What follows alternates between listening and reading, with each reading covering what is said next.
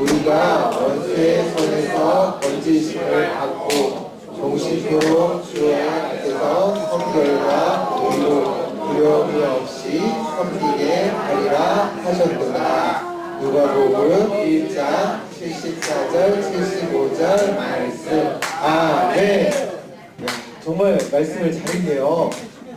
정말 잘했습니다. 벌써 12월 달이 되었습니다.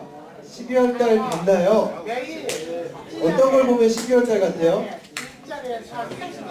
크리스마스. 아주 틀이 생겼습니다. 지난주에 없었는데요. 안 생긴 것 같지만 생겼어요. 그리고 우리 교회 입구 쪽에도 들어오다 보니까 이제 트리가 생겼죠. 지난주부터가 꽤 오래된 것 같아요. 벌써 성탄절이 있는 12월 달이 되었습니다. 그래서 목사님도 빨간색으로 한번 해봤습니다. 우리 같이 한번 읽어볼까요? 제목 같이 한번 읽어보도록 하겠습니다. 시작. 예수님을 기다려요. 성탄절이 어떤 날이에요? 크리스마스. 25일. 네, 또 크리스마스. 또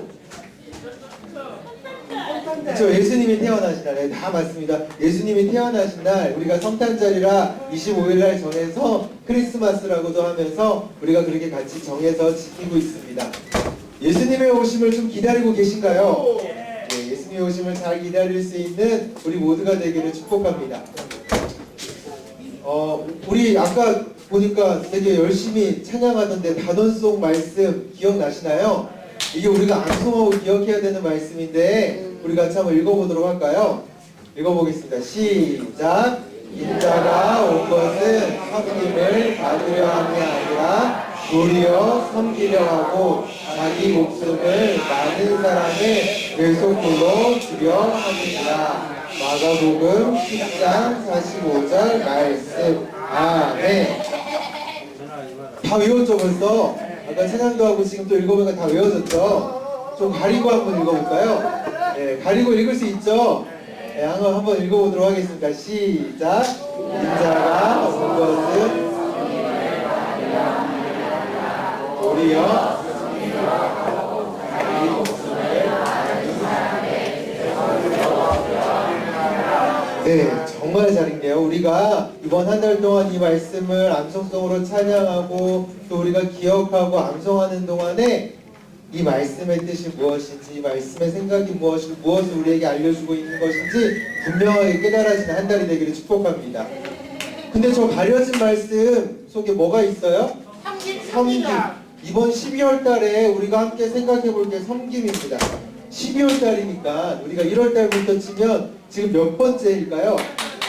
몇 번째 주제를 가지고 몇 번째 예수님을 닮고 하나님을 닮아가는 모습에 대해서 이야기를 나누고 있을까요?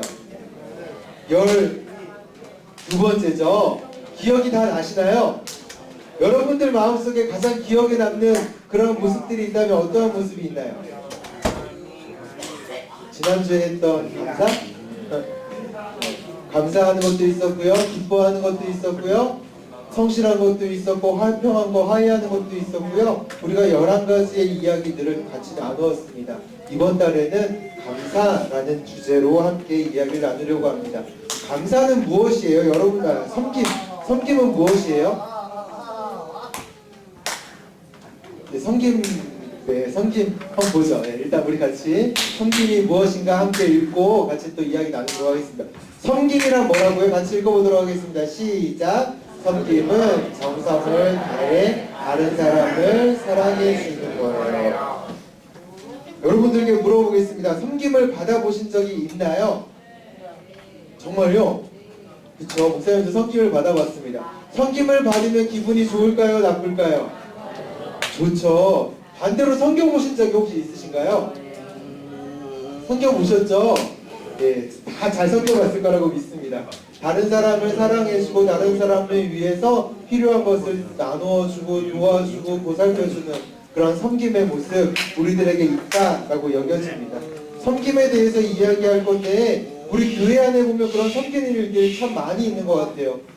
힘든 사람들, 어려운 일들 겪고 있는 사람들을 도와주는 일들도 있고요.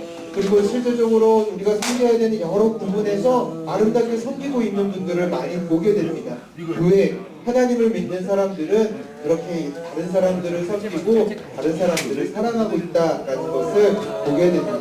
목사님은 우리 우리 사랑부에 있는 모든 하나님의 사람들이 그렇게 다른 사람들을 섬길 수 있는, 다른 사람들을 사랑해 줄 수 있는 그런 하나님의 사람들이 되기를 축복합니다. 섬김에 대해서 이야기하면서 오늘은 이 사람에 대해서 이야기해보는 것 같아요. 누구라고요? 잘 안 보이죠, 뒤에는? 세례 요한이라고 하는 사람입니다. 세례 요한이 누군지 알아요? 세례 요한은 뭐 한 사람일까요? 세례 요한은 예수님이 오실 때를 준비한 사람이다 라고 성경은 이야기합니다. 성경은 예수님이 오시기 전에 예수님이 오실 때를 준비하기 위해서 세례 요한을 보내었다 말씀하고 있어요. 세례 요한이 와서 주님의 오심을 선포하고 주님 오시기까지 많은 사람들이 회개하고 예수님께로 나올 수 있도록 그 길을 준비한 사람, 그 사람이 세례 요한입니다. 예수님이 오실 길을 선포했다. 예수님에게 세례를 베푼 사람이기도 하죠. 그런데 세례 요한의 출생에는 한 가지 이야기가 있습니다. 지금 저기 그림에 나온 사람들이 세례 요한의 아버지와 어머니인데 사마리아와 엘리사벳, 이 아버지와 어머니는 사실 늙은 나이까지 많은 시간이 지나기까지 자녀가 없었어요.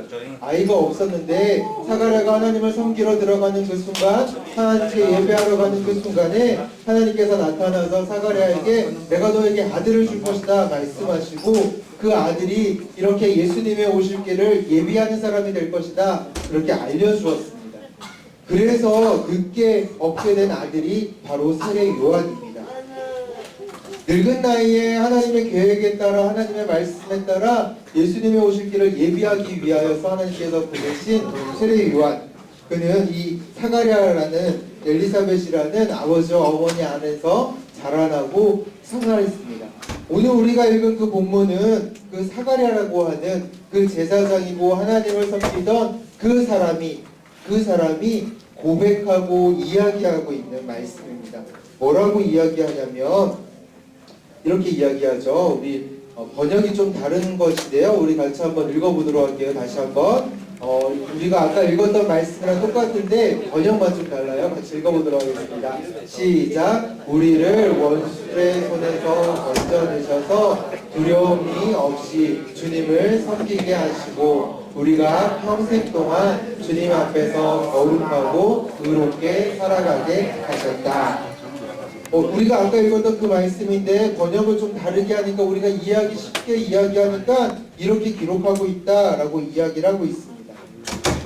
무슨 이야기냐면 사가랴가 고백하는 것, 예수님의 오심에 대해서 듣고 예수님의 오심을 준비하기 위해 세례 요한이라는 그 아들을 보내신다, 그 가정 가운데 두신다 말씀하셨을 때 사가랴가 고백하고 하나님을 섬기던 그 사람이 고백하는 것, 우리가 하나님을 평생 섬기겠다, 우리가 하나님을 평생 섬기면서 주님 오심을 기다리고 주님 오심을 예비하는 그러한 가정이 되겠다라고 고백하고 선포하고 있는 것입니다. 왜 그렇게 가능하냐면 하나님께서 우리를 원수들의 손에서 건져주신다, 이 사실을 알고 있었고 이 사실들을 발견했기 때문에 우리가 하나님을 섬기겠다라고 이야기를 하고 있는 것입니다. 사가랴가 그 가정이, 세례 요한의 그 가정이 고백하고 있는 그 믿음, 그들이 주님의 오실 길을 준비하며 섬기면서 기다릴 수 있었던 그 이유는 하나님께서 우리를 구원해 주기 위하여 그 아들 예수 그리스도를 보낸다라는 그 사실을 알고 있었기 때문입니다. 세례 요한의 가정뿐만이 아니라 하나님을 믿고 하나님의 자녀가 된 우리를 위하여 하나님께서는 예수님을 이 땅 가운데 보내주셨습니다. 우리의 죄의 문제, 우리의 잘못된 것들을 용서하시고 해결하시기 위하여서 예수님을 이 땅 가운데 보내신 거예요. 그렇기 때문에 우리도 예수님을 섬기고 예수님을 믿겠다 고백하며 나아가야 하는 것입니다. 이번 한 달 동안 우리가 살아가면서 다른 어떠한 것보다, 아니 이번 한 달뿐만이 아니라 우리가 살아가면서 결단하고 결심해야 되는 것 중 한 가지는 우리가 하나님만 섬기겠습니다. 우리가 하나님만 섬기고 하나님만 사랑하겠습니다. 그렇게 고백하는 것입니다. 우리가 아까 섬긴다라는 것이 무엇이라고 했었죠? 섬긴다라는 것은 이렇게 이야기했습니다. 섬김은 정성을 다해서 다른 사람을 사랑해 주는 것이다 이야기했습니다. 그렇다면 우리가 하나님을 섬긴다라는 것은 어떻게 이야기할 수 있을까요? 이렇게 한번 말을 좀 바꿔봤습니다. 우리 같이 한번 읽어볼까요? 섬김은 정성을 다해 하나님을 사랑하는 거예요.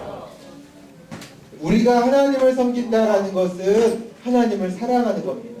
우리가 온 마음과 온 힘을 다하여서 우리가 할 수 있는 모든 것을 다해서 하나님 사랑합니다 하고 고백하는 것, 그것이 우리가 하나님을 섬기는 것입니다.